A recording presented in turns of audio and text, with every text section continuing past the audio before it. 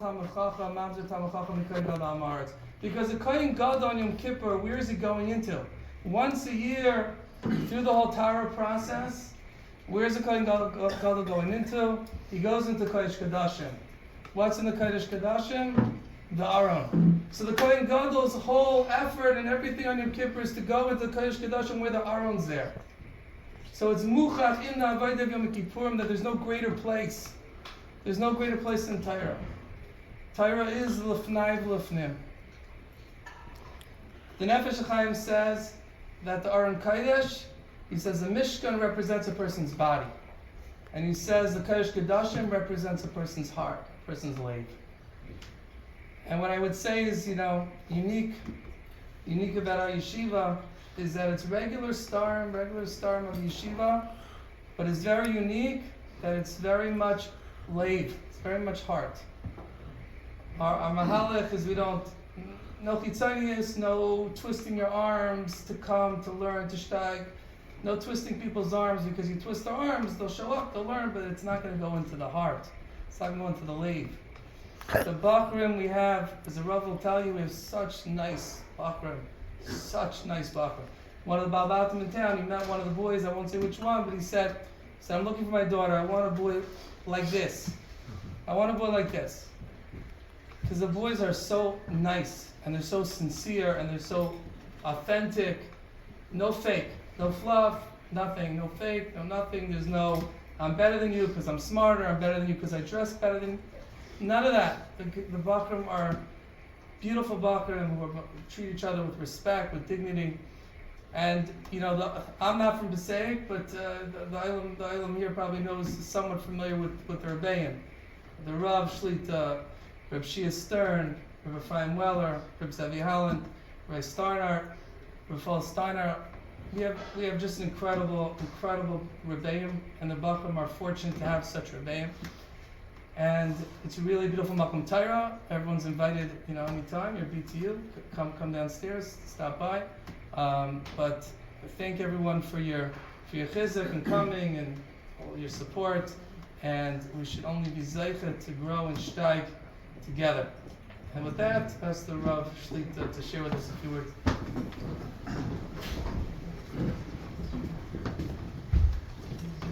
First of all, thank you to everyone for coming. The first time that the yeshiva made a parlor meeting, and why don't you sit over there, yeshiva? Is Rabbi Ephraim here? Where's Rabbi Ephraim? Stuck in traffic. He's stuck in traffic? So, there's a famous insight that Rav Hutner used to say, which I think is so appropriate for the yeshiva. There's two Mishnayos in Pirkei Avos. One of them says, Asay Toirascha Keva Umelachtecha Aroy. You should make your Torah Keva fixed, and your work should be Aroy. That's one Mishnah, that's in Perek Rishon. In Perek Daled, there's another Mishnah that says, Havi Memayit Be'esik, you should do less business, Vaslik B'Torah. So, Rav Hutner said it's talking about two things, and Rav Hutner used to speak about this very often in the early years of Chaim Berlin. He would say that there'd be a person who's in the yeshiva the whole day, but the guy who goes to work and comes to learn an hour a night is a bigger Ben Torah. Because that's the two things that the Mishnayos are talking about. One is talking about in time. In time, having Memayit B'Schaira.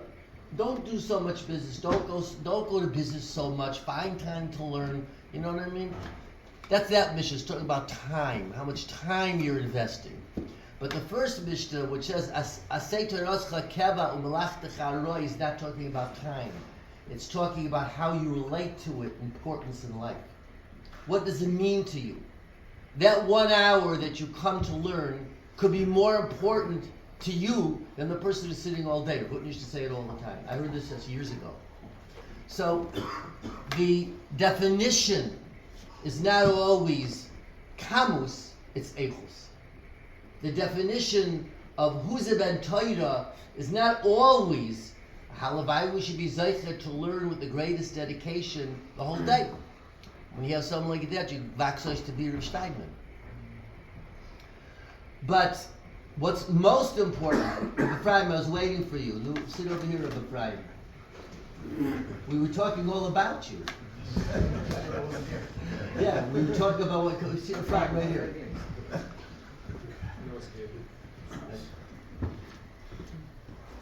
So, as the Rosh Yeshiva said, Rabbi Moshe done, we have all different types of bachrim in the yeshiva.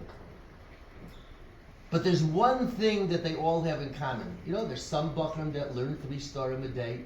There's some bachrim that just come to morning seder. There's some bachrim that just come to second seder. But what they all have in common is the connection which they get to the yeshiva and Torah is so solid and it's so unique that this is going to be something that they're going to take with them for the rest of their lives.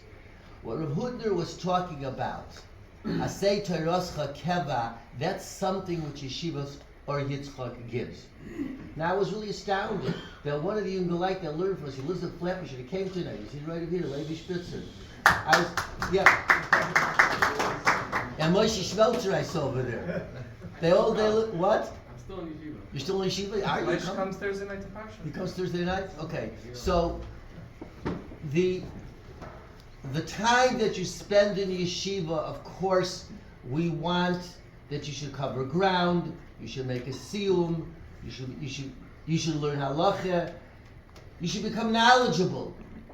But in today's day and age, equally important, and perhaps more important, is how connected you are to the Torah and your Rabbeim.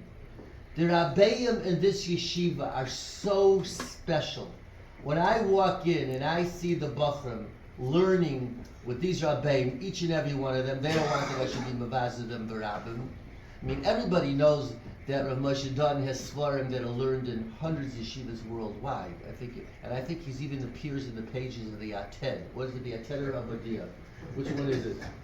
But the Bachrim don't get that, right? Right.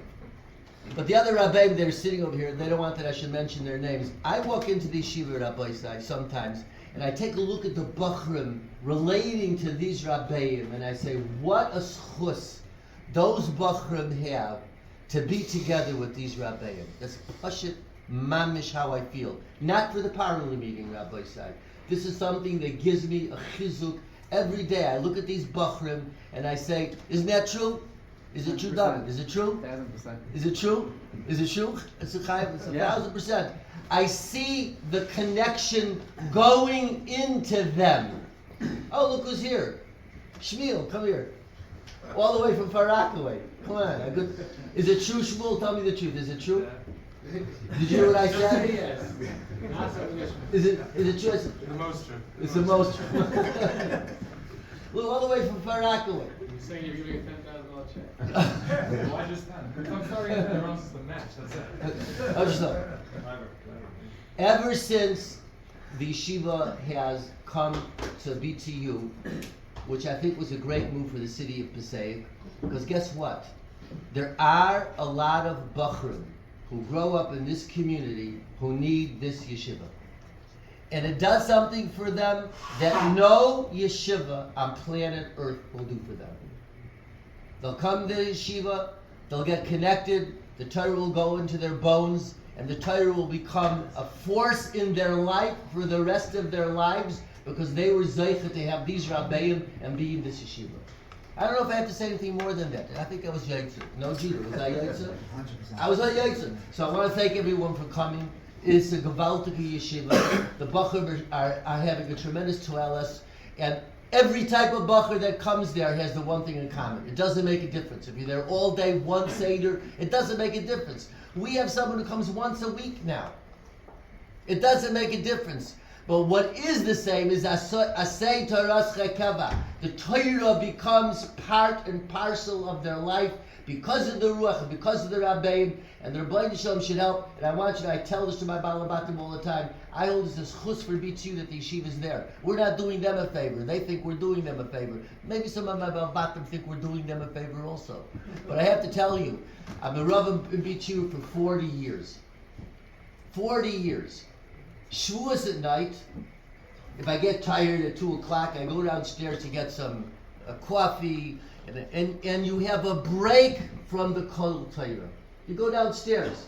Well, not last Shavuos, the whole yeshiva was downstairs 2:30 more, steiging away on the tables. You couldn't get away from it, Rabbi side. So who has the bigger schus?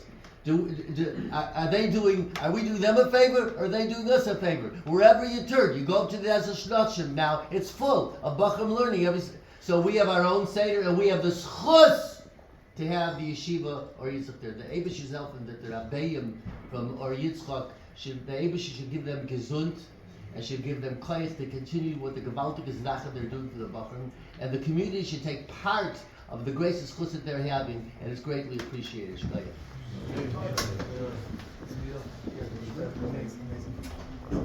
I did your favorite show. Please take food.